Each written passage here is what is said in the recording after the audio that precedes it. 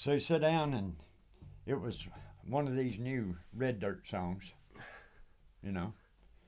I've heard of the phrase. I still don't know what that means. Uh, well, it's repetitious pickup trucks, beer cans, and dome It's lights. actually brown dirt. You really want So to get down to it. anyway, he got finished, and he said, "What do you think?" I said, "Well, you probably really don't want my opinion, but son, that's not country to me. Country is when you go back and you touch Waylon Jennings and Merle Haggard and Hank Williams Sr. and Jim Reeves, Patsy Cline, those kind of people. Now you're talking country." But I said, "I don't think you could polish your boots with that song." Mm-hmm. And of course, he got upset. But if you're going to do country, then you need to know what country's about. That's my opinion. And somebody along the way's misled him if he thinks that's country. And that's what's happening to the country market today. That there's nobody around to help them discover the difference between today's country and the old country, right? So, you know, That's what you're here for, Donnie. huh? That's what you're here for. I guess. I mean, that's the whole point of this, right? Sure.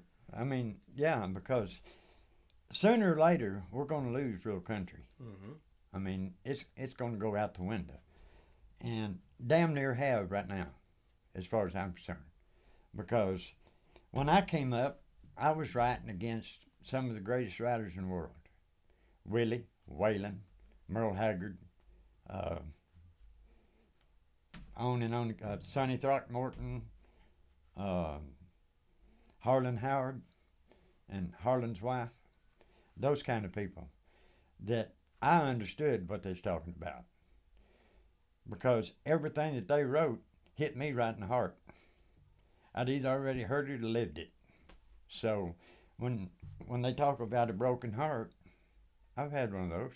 You know, when they're talking about a banged up vehicle, I've been in a few of those crashes. You know, when they're talking about white lightning, I know all about that. So Or hard times and hard starting times, starting with yeah, nothing. hard. That's right.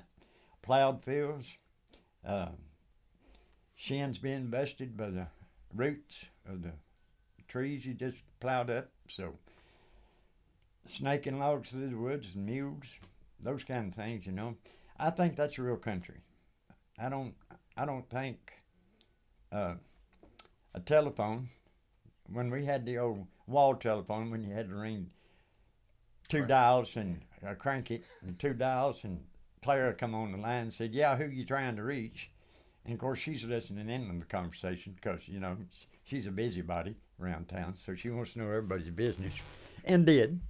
But nevertheless, those days are what I consider pure country, and that's the roots I'm from. So, and when I write, that's what I write about.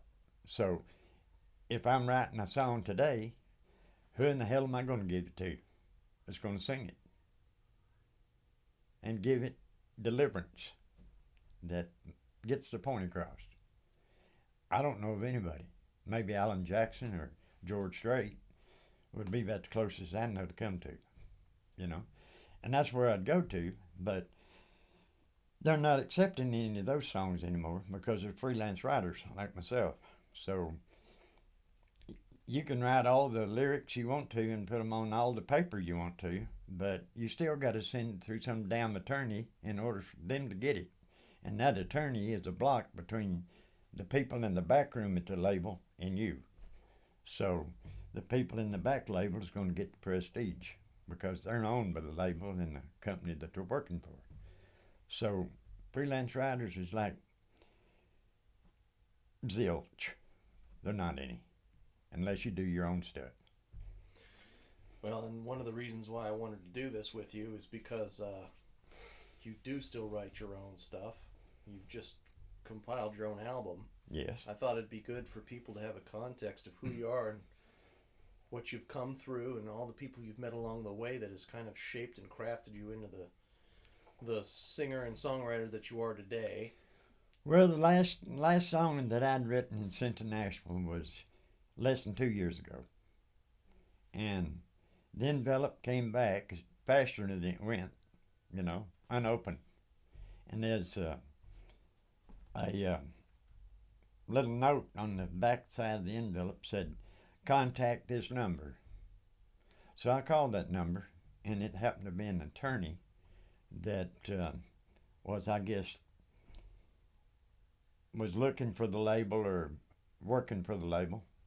And so when I called him, the secretary come on, and I asked, who I might need to talk to at that particular place. And she said, well, I'll just make this simple. Mr. Brown. So I said, okay, let me talk to Mr. Brown.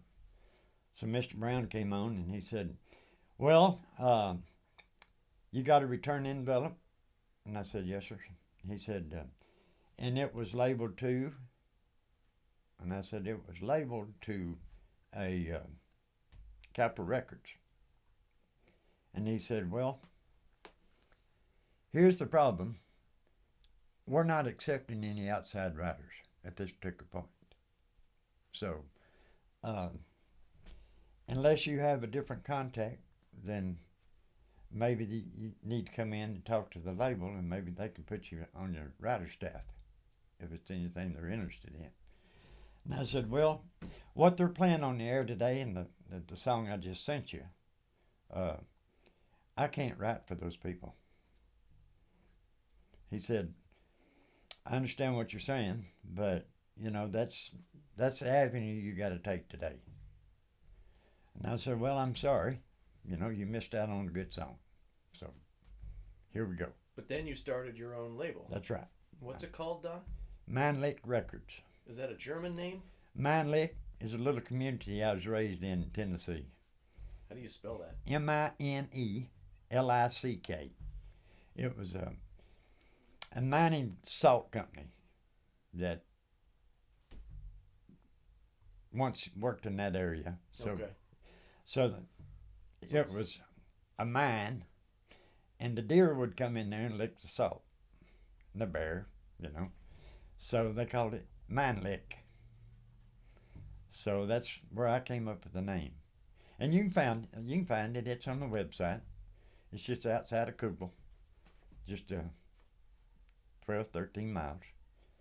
Now it's a big community. Then there wasn't anything there but sawbriars and pucker brush.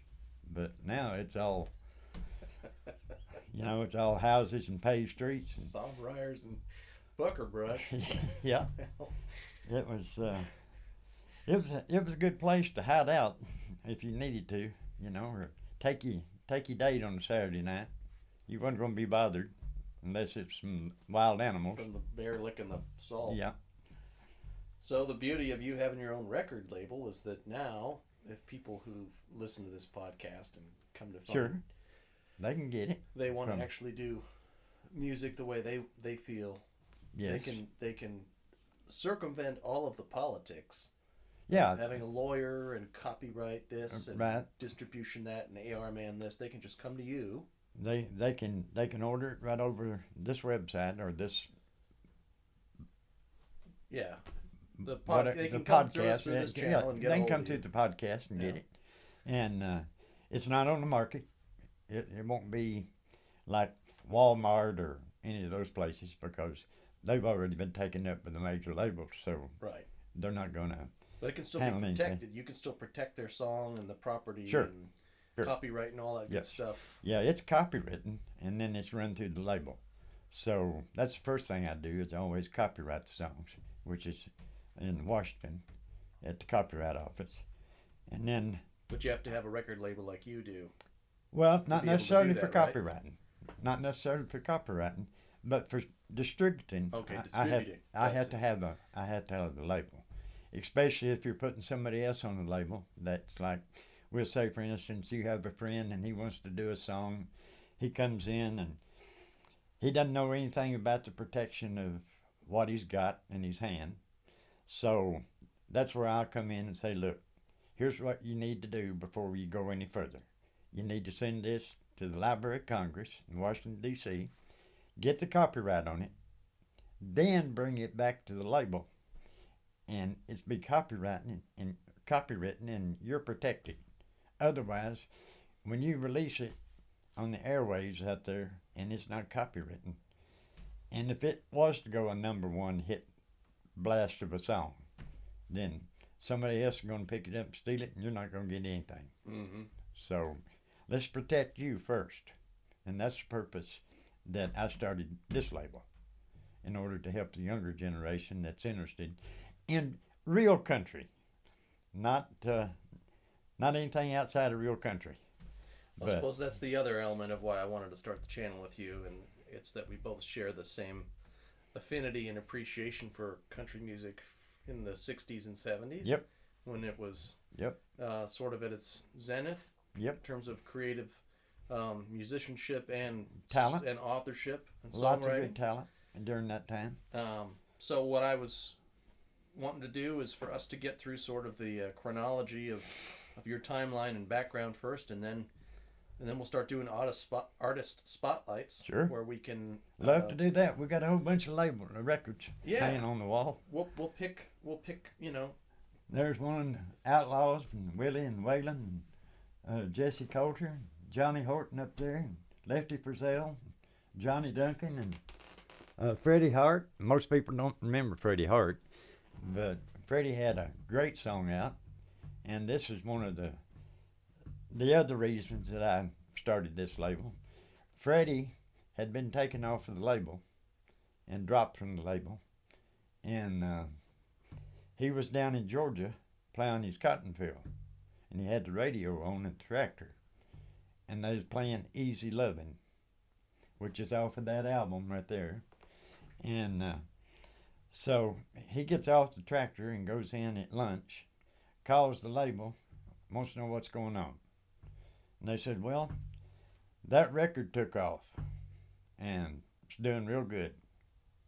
And he said, okay, being it is doing real good, and I'm no longer on the label, where does that leave me? And they said, without. So they waited till they dropped him, and then they released that record. Dirty.